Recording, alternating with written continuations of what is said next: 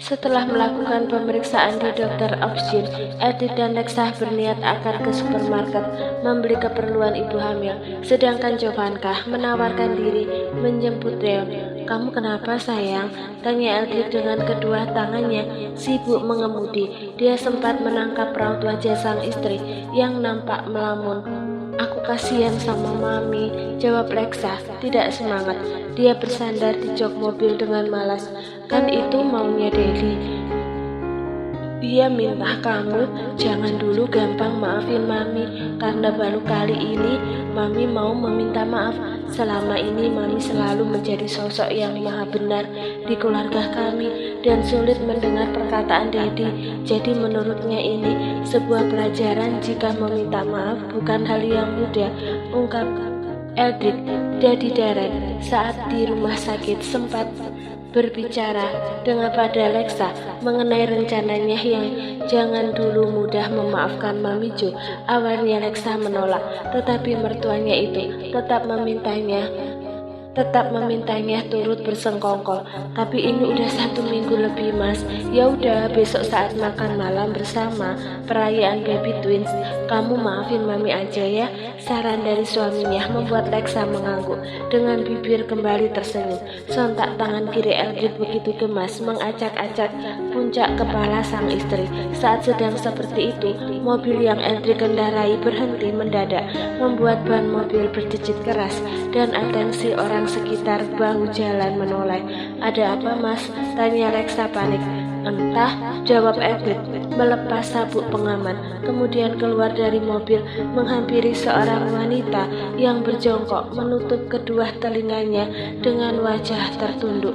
"Halo, Anda tidak apa-apa?" Edith mencoba berkomunikasi dengan wanita tersebut. Beberapa orang jalan mendekat dan membuat kerumunan. "Kenapa, Mas?" tanya Lexa. Edric hanya mengedikkan bahunya. Lexa pun berjongkok di depan wanita itu dan menyentuh bahunya dengan lembut. "Hei, apa mobilku melukaimu?" tanya Lexa hati-hati. Wanita itu perlahan mendongakkan kepalanya, membiarkan helaian rambut menutupi sebagian wajahnya. "Lexa? Yura?" Begitupun Edric terkesiap.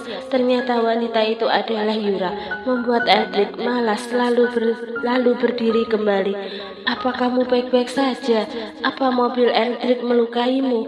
tanya Lexa masih khawatir. Yura mendongak menatap Edric yang berdiri di dekatnya, kemudian melihat kerumunan orang. "Tidak, aku tidak kenapa-kenapa," jawab Yura dengan terbata-bata. "Syukurlah." Lexa pun bernafas lega. Seru orang-orang yang membubarkan diri karena tontonan menurut mereka tidaklah asyik.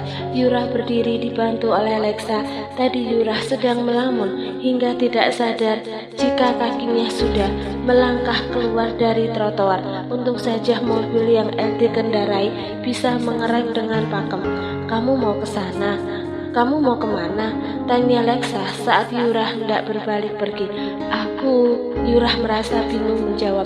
"Masuk mobil dulu," ajak Lexa menunjuk mobilnya dengan gerakan kepala. Sementara Yura sempat melihat Edith yang sudah lebih dulu masuk. Pria itu nampak tidak suka kepadanya. "Ayo," ucap Lexa, membuat Yura sedikit terjingkat. Baiklah, Yura akhirnya mengangguk pasrah dan mengikuti Lexa yang duduk di kursi penumpang. Edric hanya menatap istrinya dari kaca spion dan menghela nafas. Dia serasa seperti sopir online yang baru menerima penumpang di tengah jalan. "Yura, kamu sedang apa tadi? Lalu di mana mobilmu?" tanya Lexa yang tidak biasa melihat penampilan mantan kakak tirinya begitu sederhana, tanpa make up dan perhiasan. "Lexa, bisakah kamu memberiku makan dulu? Dari semalam aku belum makan," ucap Yura menatap malu dan ragu pada Lexa. Namun perutnya sungguh tidak dapat dikompromi lagi. Dia sangat lapar, tidak ada yang bisa dia makan sedari pagi. Itu sebabnya pandangannya sedikit kabur saat hampir ditabrak mobil Edric. Dia hanya mengantongi uang yang cukup untuk membayar kendaraan umum nantinya. Mas, kita berhenti di rumah makan di depan sana. Lexa menunjuk ke rumah makan yang memang terlihat balihonya dari kejauhan. Biarkan saja, dia bisa membeli makanan sendiri, ucap Edric dengan ketus, menatap sinis Yura melalui kaca spion, dan wanita itu hanya bisa menunduk. Dia paham, Edric pasti sangat membencinya. Mas, saut Lexa dengan lembut, dan setelahnya hanya terdengar decak keras dari mulut Edric. Yura menghabiskan 2 porsi makanan dengan cepat. Dia benar-benar merasa lapar, tidak peduli bagaimana sikap Edric, tidak menyukai kehadirannya. Yang penting dia bisa kenyang. Terima kasih Lexa, Yura berucap setelah menyudahi makan siangnya. Apa yang terjadi? Tanya Lexa yang sedari tadi hanya menatap tingkah Yura terlihat menyedihkan. Walau wanita itu belum berkata apa-apa, Yura sementara terdiam. Dia menunduk lalu mengusap perutnya yang masih datar. Aku hamil dan Andrew tidak mau bertanggung jawab. Lexa tidak begitu terkejut mengingat bagaimana hubungan keduanya yang sudah sangat terlewat batas. Sementara Yura terkekeh sendiri dengan mata yang memerah menatap ke sembarang arah. Ini rasanya seperti dejavu, hamil tanpa seorang pria, ucapnya menerawang. Edric menarik ekor matanya menatap Yura, sementara Lexa memperhatikan suaminya itu yang nampak ada pancaran rasa bersalah. Mau aku bantu berbicara dengan Andrew, tawar Lexa. Percuma, dia besok menikah dengan wanita lain. Yura menjawab iri dan Lexa hanya dapat menghela nafas. Lalu kamu, kenapa bisa belum makan?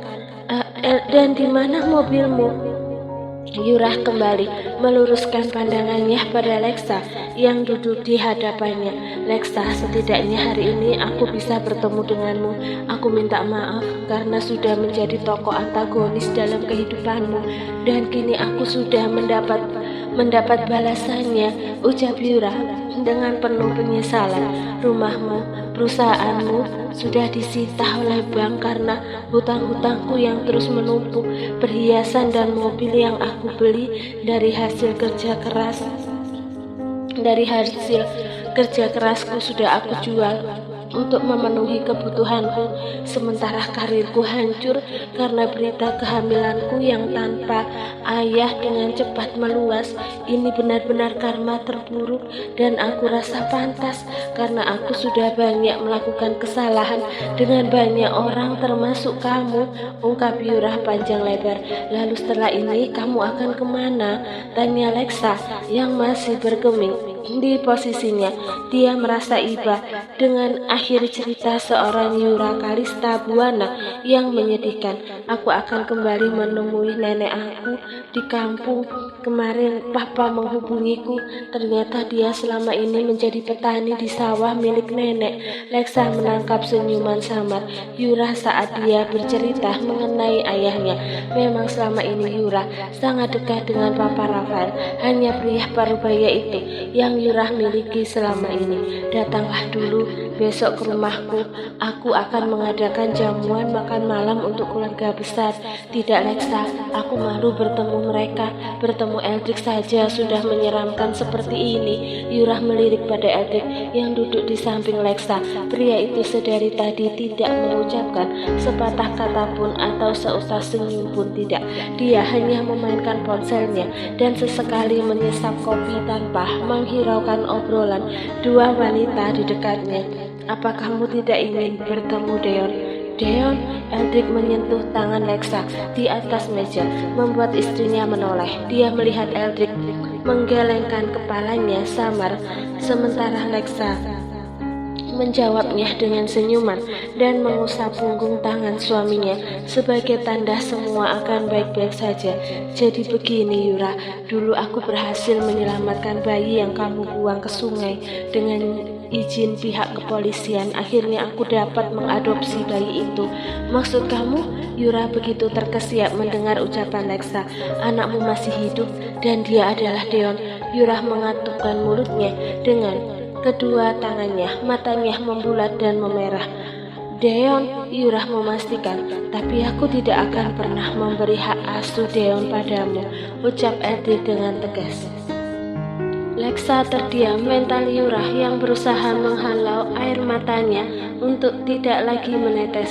Namun rasanya sia-sia, air mata itu terus mengalir. Aku sungguh tidak punya hati, bahkan saat anak kandungku berada di dekatku, aku tidak merasakan adanya ikatan batin. Aku tidak pantas disebut ibunya. Yurah berusaha meredam tangisan yang dirasa sudah percuma. Dia selama ini terlalu kejam memperlakukan Lexa dan juga Deon. Bertemulah dengannya besok sebelum kamu pulang kampung. Setidaknya ketika Deon tumbuh dewasa, dia sudah tahu siapa ibu kandungnya. Lexa merasa iba dan menatap sendu mata sembab di hadapannya. Terima kasih Lexa, aku tidak tahu lagi harus berbuat apa padamu supaya kamu memaafkan semua kesalahanku. Bahkan kamu mau merawat anakku meski kehidupanmu dulu sulit karena ulahku dan papaku.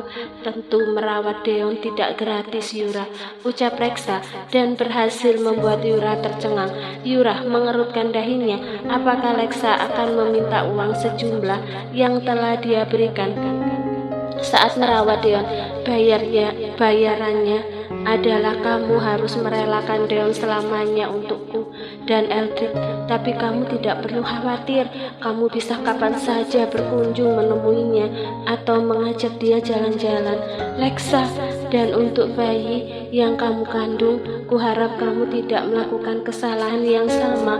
Rawatlah dengan baik, kita tidak tahu, bisa saja janin yang ada di perutmu itu kelak akan membuat hidupmu jauh lebih baik dan bisa membahagiakanmu seperti Deon, ucap Yurah. Ya, Deon telah membuatku memiliki suami yang sangat dapat memberiku seluruh kebahagiaan di dunia ini. Lexa meremas punggung tangan Eldrick di atas meja dan menatapnya dengan penuh cinta. Kamu memang pantas mendapatkannya, Lexa. Kehidupan yang telah aku jalani sudah terbayar lunas dengan keadaanku seperti sekarang.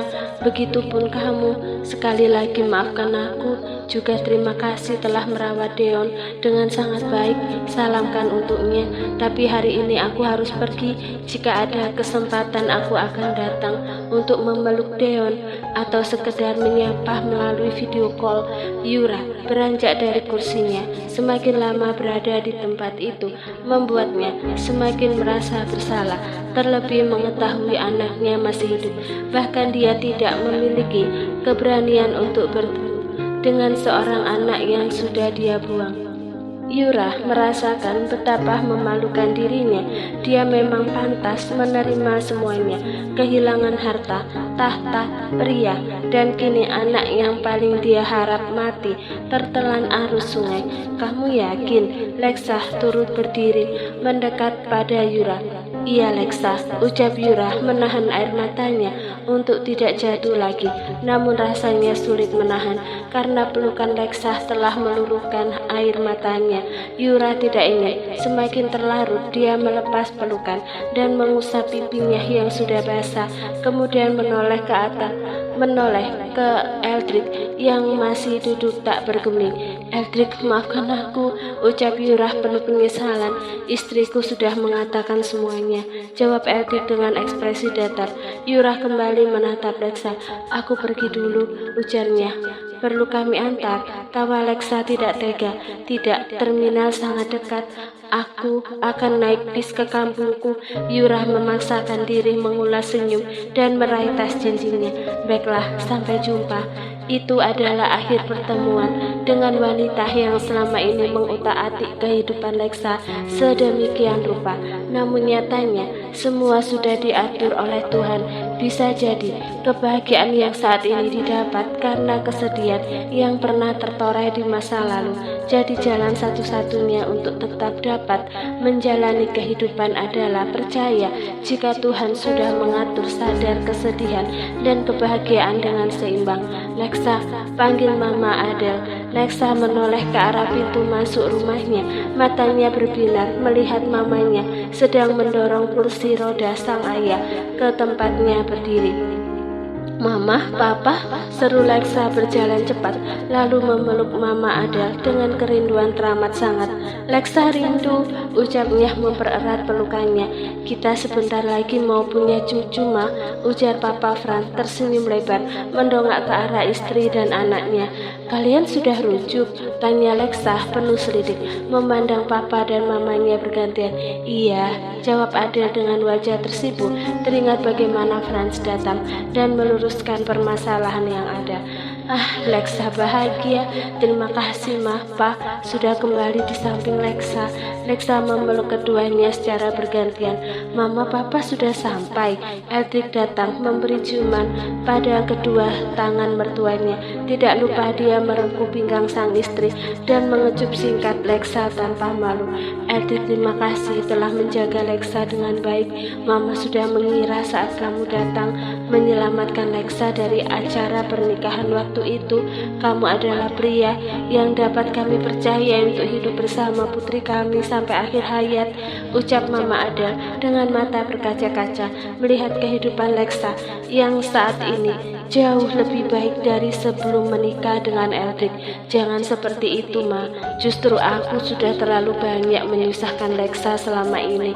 Tapi untuk kedepannya, aku yakinkan jika Alexandrina Jordan Helios selamanya akan kujaga. Begitu juga anak-anak kami. Eldrick menatap Lexa dengan penuh cinta. Saat seperti itu, Lexa melihat mertuanya yang baru saja datang. Dia pun melepas tangan Eldrick dari pinggangnya. Semua aku tinggal sebentar, ucap Lexa, kemudian pergi memilih mendekati Jovanka yang nampak canggung melihat dirinya.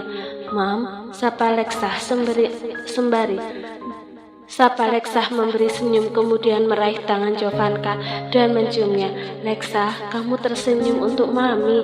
Jovanka nampak kebingungan melihat sikap Lexa yang tiba-tiba berubah. Maafkan Lexa, beberapa hari ini banyak diam, tapi sebenarnya semenjak Mami membawa Deon pada hari itu, Lexa sudah memaafkan Mami. Really? Nampak mata wanita separuh baya itu berbinar.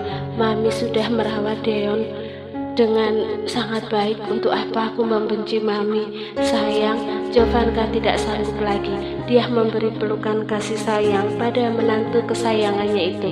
Oma, suara dari mulut kecil sang pangeran cilik membuat Lexa dan Jovanka melepas pelukannya, mendapati Deon berdiri di dekat mereka.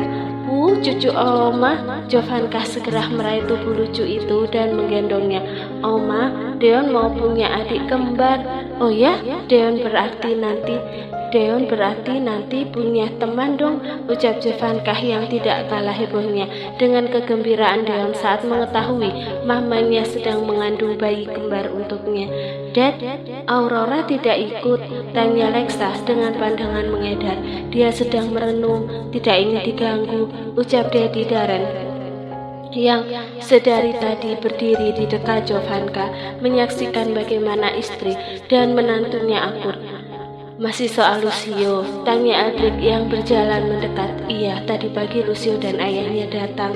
Mereka ingin melamar Aurora. Lucio akan bertanggung jawab akan perbuatannya, ucap Darren yang nampak tidak terlalu senang dengan berita yang dia lontarkan barusan. Lalu Daddy merestui. Alis Eldrick bertaut tajam, mengingat bagaimana pria itu pernah membuatnya terluka dan memaksa Lexa untuk menggugurkan bayinya. Daddy terserah Aurora, dia juga belum memberi jawaban. Tapi Lucio seorang mafia. Aku tidak yakin dengan niatnya itu. Eldrick mengelak dengan tegas. Suara denting gelas berbenturan dengan sendok mengambil perhatian keluarga besar Gwynandra serta Helios untuk berpusat pada Anggoro. Permisi, hari sudah semakin malam, tetapi sedari tadi kita hanya berbincang. Mari kita nikmati makan malam yang sudah disediakan oleh tuan rumah.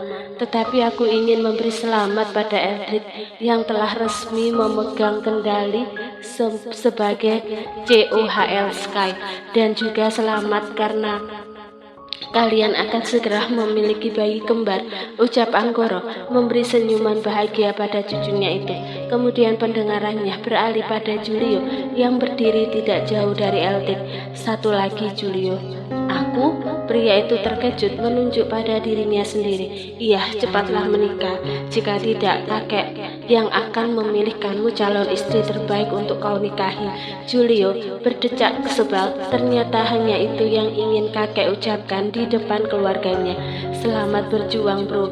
Aku tunggu undangan pernikahannya. Teriak Eldrick entah mengejek atau benar memberinya semangat. Siap, umpat Julio dengan tatapan kesal. Kamu telah tanya Eldrick yang baru saja menutup pintu kamar.